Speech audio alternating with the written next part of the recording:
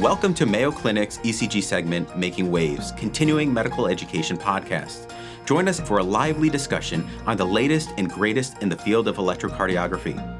We'll discuss some of the exciting and innovative work happening at Mayo Clinic and beyond with the most brilliant minds in the space and provide valuable insights that can be directly applied to your practice.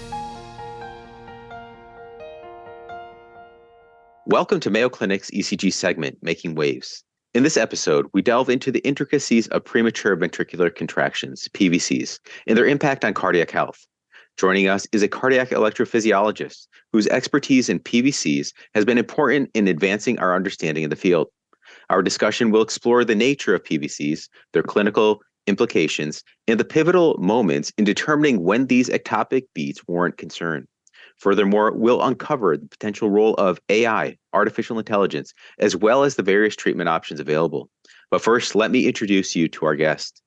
Dr. Guru Kolgi, an assistant professor of medicine at the Mayo Clinic in Rochester, Minnesota, completed his medical education at Maulana Azad Medical College and Delhi University in India.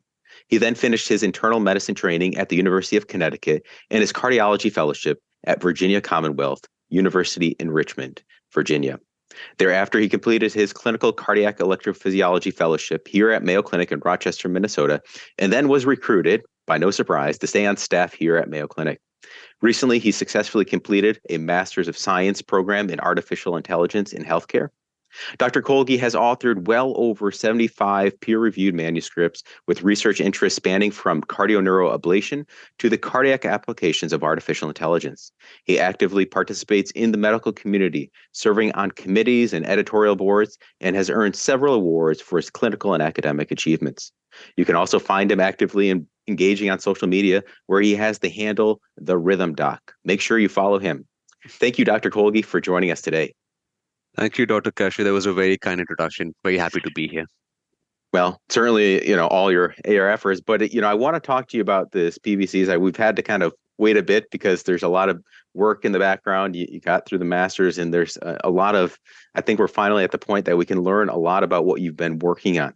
And so before we get into kind of all the topic, just for our audience, let's begin just like, what are premature ventricular contractions, PVCs, and why are they clinically important to us? Yeah, that's important. So great question. PVCs are extra beats that happen in the ventricles, as the bottom chambers of the heart. And PVCs are the most common arrhythmia that affect the ventricles. When we do these Holter monitors, well over 75% of patients who undergo Holter monitors have PVCs. So they're not uncommon, but the thing we are faced with every day is what PVC should we be concerned about, and what PVCs can we just leave alone, saying that these are benign. So there are a few factors to consider, because PVCs, if they happen, especially in a frequent number, let's say over 10 to 15% of the beats, can lead to what we call PVC-cardiomyopathy. So that leads to weakening of the heart muscle. So in the normal cardiac conduction, the bottom chambers are activated through the AV node and the His bundle, which is located on the septum, which is the center wall of the heart. And then it branches out to the bundle branches and activates the right and the left ventricles. But you can imagine if a PVC comes from the apex of the right ventricle, that's far away from where the normal conduction breaks. And if that happens, it's essentially like the heart is sort of walking upside down, So if we start walking upside down for half the beats, we'll have some imbalances and some adaptations which are not good. So that's kind of what happens with the heart. So if you have frequent PVCs, that can lead to heart failure, and we need to identify the patients at risk when we see patients with PVCs. Too much is not good, and I like we said, walking upside down. I haven't heard it that way, but that's a great way to put it. Kind of outside the normal conduction pathway, these beats, too many of them are not good. And as a clinical cardiac electrophysiologist, you see this a lot, and not all of us know how to manage this. When do you start getting concerned? You kind of gave that burden or that percent. What is the kind of the threshold where you say, okay, a general physician or advanced practice provider should send them to you? Yeah. So good question. So again, the burden is helpful. And what is also helpful is that the patient has symptoms. So sometimes, even, irrespective of the burden, patients can have palpitations. They can feel these PVCs. They can get lightheaded at times because it can affect their blood pressure, on the PVC beads. They can get what we call pre-syncope symptoms, or actually in severe cases, even pass out if they have a bunch of PVCs in a run. So when we have these symptoms, then there's a no-brainer that we have to treat them. We have to try and eliminate the PVCs either with medications or with procedures called catheter ablation, where we put catheters inside the heart and find the spot where these PVCs are coming from and burn or freeze a small part of the heart muscle in order to render them non-excitable and eliminate the PVCs. Now, if the patients don't have symptoms, that's where the challenge is. So what burden should we be looking at? There's no fixed number. You can have patients with 15% PVCs who develop cardiomyopathy, and sometimes we have patients with 25-30% PVCs who have normal ejection fraction. And because our medications as well as ablation, they can have negative consequences. You can have side effects with the medications, you can have procedural complications with these ablations.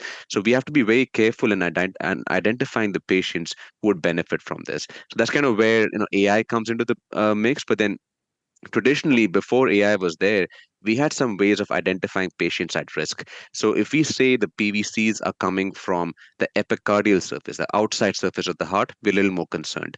If we say the PVC burden is more than, like I said, 15-20%, a little more concerned. If the PVCs are coming too close to the previous beat, so we call that the coupling interval. So on the ECG, one big box is about 200 milliseconds. So if your PVC is coming within 200 milliseconds of the previous beat, then we're slightly more concerned because that can increase the risk of arrhythmia, sustained arrhythmia in the bottom chamber. So while these are traditional risk factors, we know that there's more to it that we don't understand. And we need to pick these patients who develop heart failure sooner than we currently do. Hmm. So it's not only I'm hearing like the burden when they're occurring, also in the cycle, and the symptoms, but you mentioned AI, and I want to kind of get to what you're doing, but what tools do we have now to detect and localize them? We have the ECG.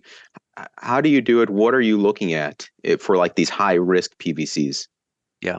So with AI, we're trying to pick a subclinical version of PVC cardiomyopathy. So some of the background work that I have been involved in with PVC cardiomyopathy is looking at animal models to pick up subtle, characteristics on echocardiogram that tell us this patient is developing cardiomyopathy before the ejection fraction drops. So the classic way of detecting heart failure is we put an ultrasound probe, we measure the pumping function of the heart. If it is less than 50%, we call that systolic heart failure, cardiomyopathy. Now, we know that there are parameters such as echocardiographic strain that can be affected before the ejection fraction drops. So, won't go into too much detail, but then during my fellowship, we had a canine model where we implanted pacemakers in dogs and simulated PVCs in every other beat, followed them for 12 weeks, and saw, okay, cardiomyopathy happens and what happens before the ejection fraction drops, and identified some strain parameters that get affected before that. So with that background and knowing that AI can detect subtle changes on the ECG before they become apparent to the human eyes and before it becomes apparent on echocardiogram, we thought maybe we can apply AI ECG to patients with frequent PVCs to identify those patients at risk of cardiomyopathy before the echo even shows it. So that was the genesis of this sort of project. And then we looked at a bunch of patients who had paired ECG and echo data. So about 69,000 pairs to be precise. We broke them up into a training group and a test group. And then we trained our deep learning neural network model to look at the ECG at baseline and predict the risk of PVC cardiomyopathy within 2 weeks. So we have an echo within 2 weeks of the ECG, so that tells us that. What was fascinating is, yes, the model performed really well, akin to some of our other AI ECG models for heart failure. But what was fascinating was, even those that the AI model said had abnormal EF at baseline, but they actually had normal EF on echocardiogram. So they were sort of these false positives, so to say. When we followed them over a period of 5 to 10 years, they developed cardiomyopathy significantly more than those patients that had a negative AI predictor at baseline. So not only is the model detecting concomitant cardiomyopathy, it is detecting future cardiomyopathy. So that, I think, is the most powerful take-home message of this model, that let's say we are faced with a patient who is asymptomatic, who has around 10%, 15% burden, we don't know at this point what to do with them.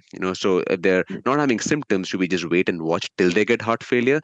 And as a patient, if I had PVCs, that doesn't sound too reassuring. That, okay, we'll wait till your heart fails and then we'll try to fix it, right? So you want to do it early if you can. So if you can identify a high risk population with this AI ECG, that could be a game changer.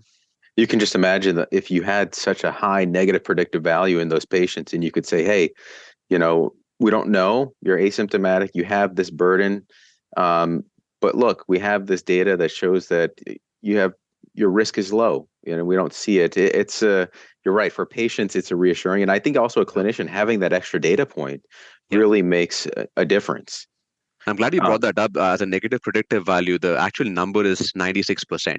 So it's quite high, so we can be pretty confident about ruling out some of those low risk PVCs. We'll still follow them, but maybe not as closely and not like 3 monthly echoes or something like that.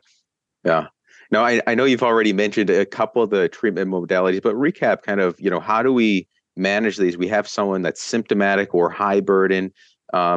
What are kind of the modalities you have at your disposal? Yeah. So, what we do is a combination of medical therapy with these antiarrhythmic medications or catheter ablation. So there are a whole slew of medications that can be used to reduce the heart rate. Those are you generally first line agents that can be started by their primary care providers or general cardiology clinics. But when they break through those medications, still have symptoms and PVCs, they get referred to heart rhythm, where we can give them stronger antiarrhythmic medications which block certain channels in the heart. Now, these medications have the potential for more side effects, so they need more monitoring. And the efficacy is, I'll say around 60-70%, and some patients have a significant benefit and others don't. Now, that's where catheter ablation comes in. If the PVCs are arising from a critical area, like they're not close to the conduction system, they're not close to the coronary arteries, we're pretty good at ablating them and getting rid of them. I'll say around 80 to 85% success rate. But if they're arising from these critical areas or they're deep within the muscle, then the success rate is a little lower, around 70 to 80%. But in general, that's a good treatment option. Like I mentioned earlier, both medications and invasive procedures have the potential for side effects and complications. So we have to be wary of that fact as we select patients for these. That's wonderful. Thank you so much. And just seeing how the potential, and we've seen it clinically, how this could, should point us to a different direction, and also reassure our patients. In today's episode, we discuss some of the complexities of premature ventricular contractions, PVCs, and their potential impact on cardiac health. Dr. Kolge provided invaluable insights into understanding these PVCs, highlighting their clinical importance, that burden if it's too high, having the risk of PVC-cardiomyopathy, the variety of treatment modalities, and then shared something new with us, this innovative use of AI in detecting and localizing and predicting the high-risk PVCs. Dr. Kolge, thank you so much for sharing your expertise. I continue to always learn from you, your unique perspective in this field, always kind of pushing the limits. Thank you so much for your contributions, and I hope you'll join us again. Thank you, Dr. Kashu. Always a pleasure. Thank you for joining us today. We invite you to share your thoughts and suggestions about the podcast at cveducation.mayo.edu. Be sure to subscribe to the Mayo Clinic Cardiovascular CME podcast on your favorite platform, and tune in to explore today's most pressing electrocardiography topics with your colleagues at Mayo Clinic.